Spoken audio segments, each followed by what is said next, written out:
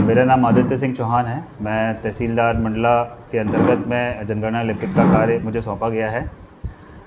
SDM madam जो हैं अभी अनुभागीय जनगणना अधिकारी हैं, जिनके अंतर्गत 3 अनुभाग मतलब 3 ब्लॉक्स हैं जनगणना के। नगर परिषद बमनी बंजर, नगर पालिका मंडला और 4 मंडला ग्रामीण। जनगणना कार्य 1 मई से 30 मई के बीच में कराया जाना है, जिसमें प्रथम चरण जो है वो है मकान सूचीकरण एवं मकानों की गणना। इसके अंतर्गत मकानों की गणना के लिए एक स्वगणना का एक इस बार नया जो प्रोसेस है भारत की सरकार द्वारा ये एंटर किया गया है।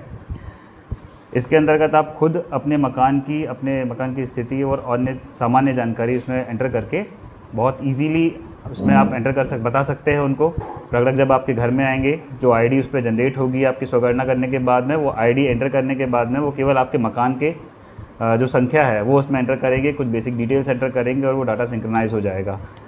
कुल मिलाकर के ये है, जो प्रगणक घर घर घूम करके एक एक जानकारी आपसे इकट्ठी करेंगे, उसके पहले आप खुद अगर ये जानकारी फिल कर दें तो उनके लिए भी आसानी होगी, आपके लिए भी आसानी होगी। आप डाटा खुद देख सकते हैं कि इसमें क्वेश्चंस क्या पूछे जा रहे हैं। नमस्कार दोस्तों, मैं कपिल वर्मा द वायरल से। इस समय एसडीएम कार्यालय मंडला में जनगणना के अंतर्गत जनगणना की एंट्री की जा रही है।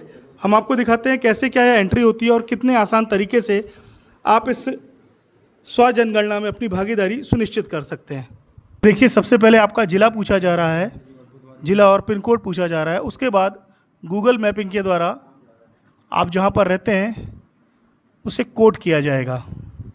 बहुत ही आसान स्टेप के द्वारा आप जनगणना कर इस जनगणना कार्यक्रम में अपनी सहभागिता दर्ज करा सकते हैं। ये देखिए, लोकेशन दिखाई जा रही है।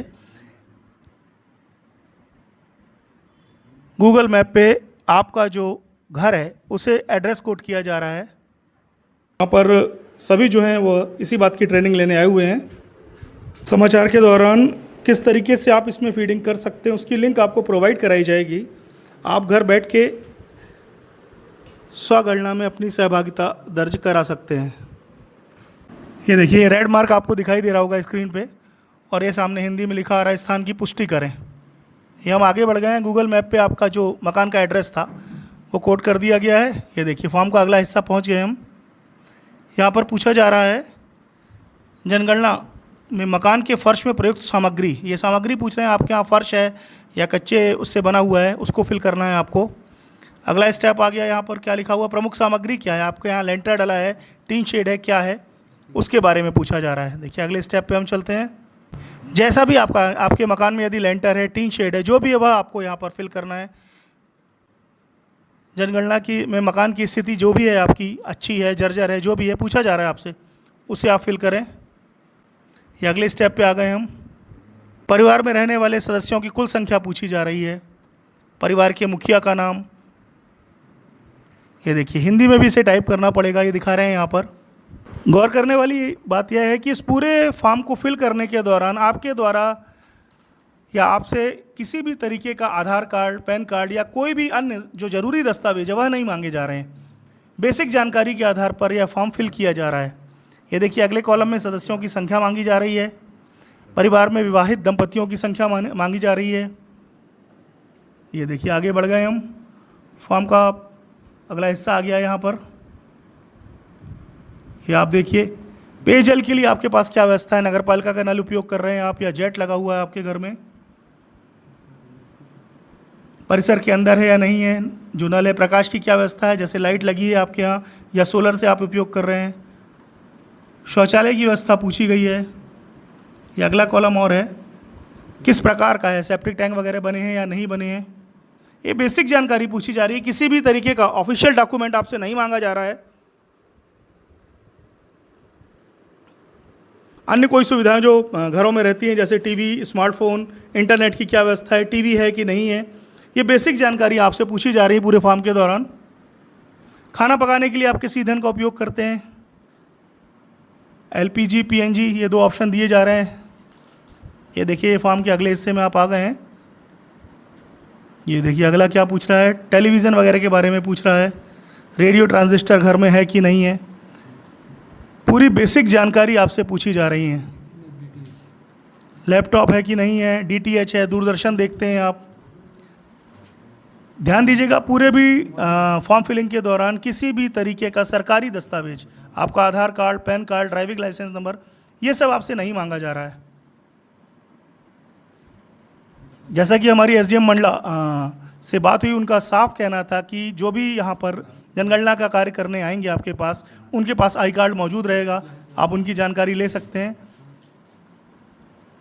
ये देखिए आखिरी में आपका दिया हुआ मोबाइल नंबर, इसे जैसे ही फिल करेंगे फॉर्म कंप्लीट हो गया और ये डाटा बन के आ गया। पूर्व लोकल लिखा हुआ है, परिवार का पंजीकरण विवरण, ये देखिए आप, ये पूरा लिखा हुआ आ गया है। इस तरीके से ये फॉर्म पूरी तरीके से फिल हो जाएगा। बाद में जो भी जनगणना अधिकारी आपके घर आते हैं उनको आप यह डॉक्यूमेंट या यह नंबर दिखाएंगे, जिससे आपके मकान नंबर को डिसाइड करके यह जनगणना पूर्ण हो जाएगी।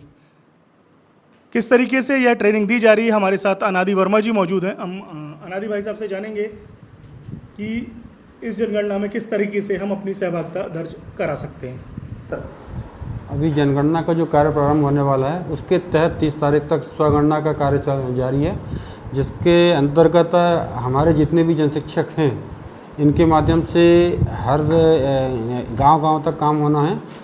तो आज हम लोगों ने जनशिक्षकों को स्वगणना की ट्रेनिंग दी है और हम लोगों ने खुद भी अपनी स्वगणना कराई है आज यहाँ पे।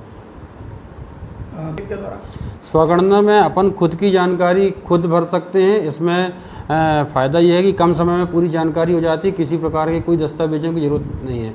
और हमारे अगले चरण में जब प्रगणक हमारे घर पे आएंगे सर्वे के दौरान, तो वो केवल घर की सामान्य जानकारी लेंगे। तो उस समय यदि घर का मुखिया भी घर में उपलब्ध नहीं रहता, तो भी वो अपना कार्य को बेहतर तरीके से कर सकते हैं। इस समय जो हम स्क्रीनशॉट ले रहे हैं, ये हमारी पहचान संख्या रहेगी।